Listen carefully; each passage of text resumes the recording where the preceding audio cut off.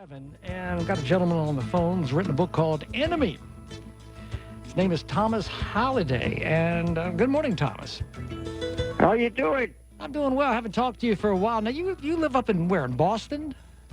Boston, that's where I have my studio, yeah. Yeah. Well, how do you know so much about the Eastern Shore? Well, I grew up down there. Oh. My family's been down there for 300-some years. Okay. I guess Eastern Shore is part of my blood. I guess it is. Well, you've developed this little town down there called River Sunday, and River Sunday is quite a place. It's sort of morphed into all kinds of things over the years. Seemed like. You know, and now you've got. Well, I've always thought that the U.S. is basically a small town country, and the people in the small towns are capable of handling anything that comes their way. You don't have to be a super spy or a big prize fighter or behind the wheel of a tank or whatever to take on the crises that come your way. So I've always spent time on developing this little town that, quite frankly, in its way, it's sort of a microcosm of the country. The things that happen there are basically things that happen to the country. Yeah, I know in the one book you had earlier that they had people with the submarines and lost Nazis and all this stuff, and now you got a whole different thing. You have these ants that are rather large.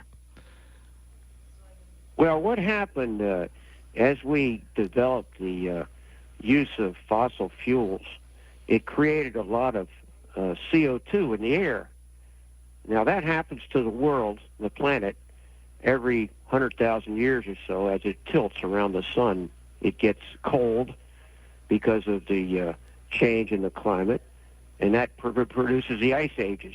And then again, as the ice melts, it creates CO2, and that presents the hot times.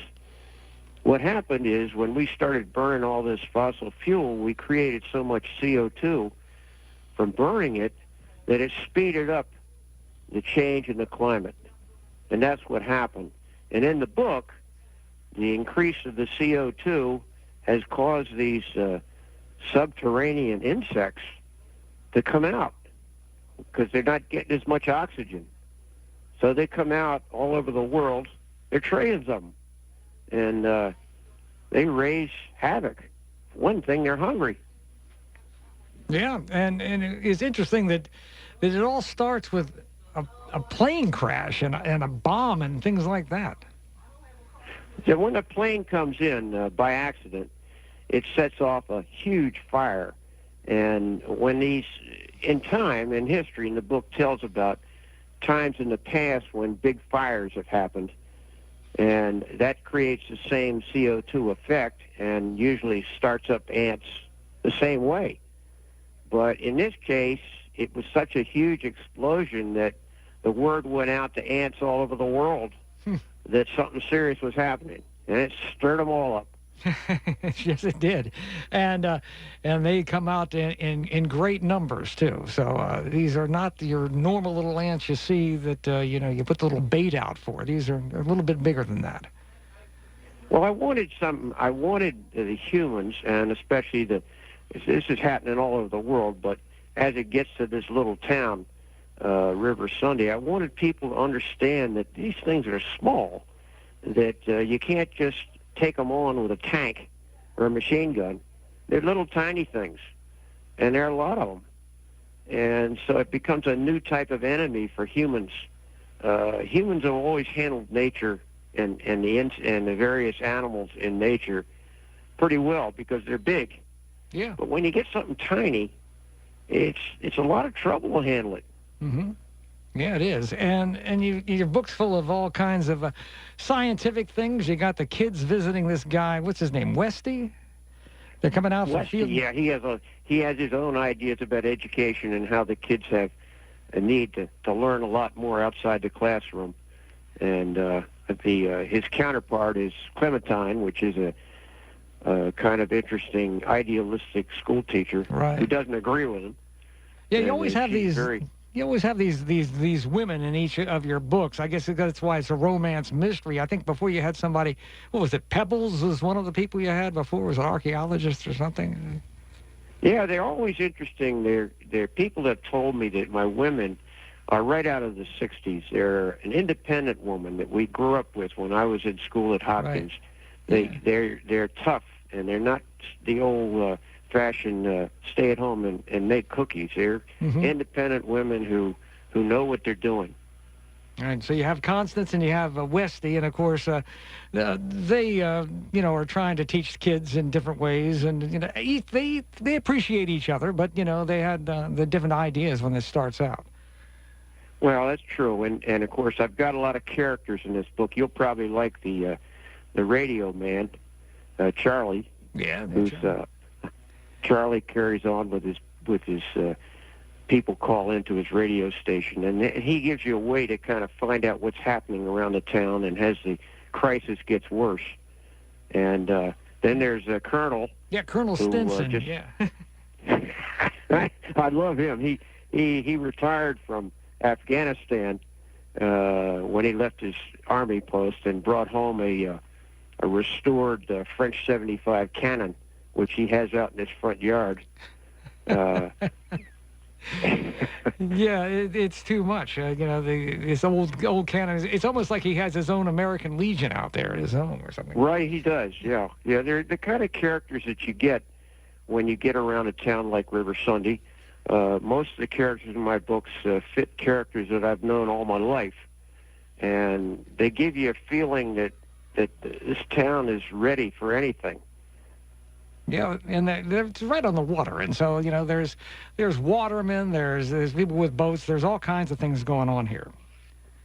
Yeah, I had a little section here I thought I'd read. It only takes about a minute. Yeah, go ahead. But it gives you a feeling for how bad the situation is when these ants come in and take on the town. You're probably familiar with the workboats that they have down on the shore. They were designed back in the days of the destroyers coming out of Baltimore in World War I. They were long and sleek boats, thin but very fast-looking. They used to have a little cuddy in front, and the workboats would race each other every year. I used to see them when I was a kid. Well, here you are in the middle of the conflict. The Prancer ants had been swept into the pipes that drew water from the harbor. The engine was infested with tiny bodies, and it was no longer able to operate. Tommy looked over the heads of the passengers at his stricken father, the older man's hands moving the steering back and forth in desperation, as if the moving of the rudder would scull the long, thin workboat forward. It was no use. Behind Tommy sat Sarah, her face no longer laughing when she climbed aboard from the beach. Her red shoes stomped in frustration as she began to cry.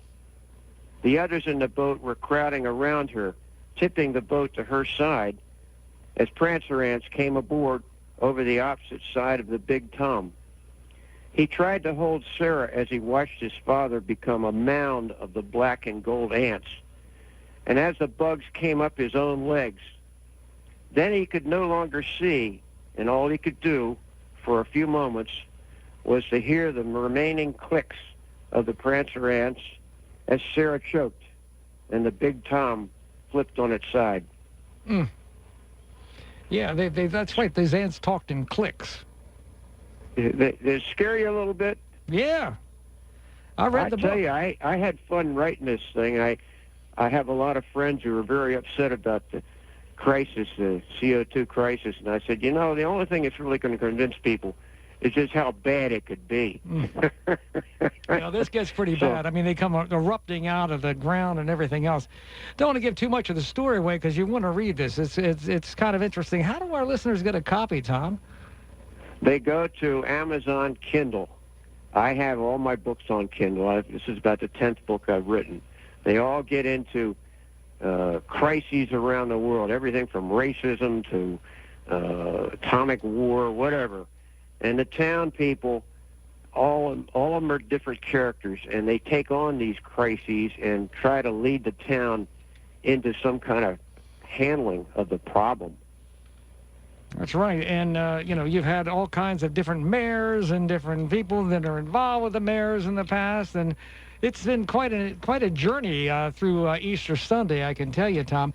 Do you happen to have a website where people can log on and find out more information? Sure.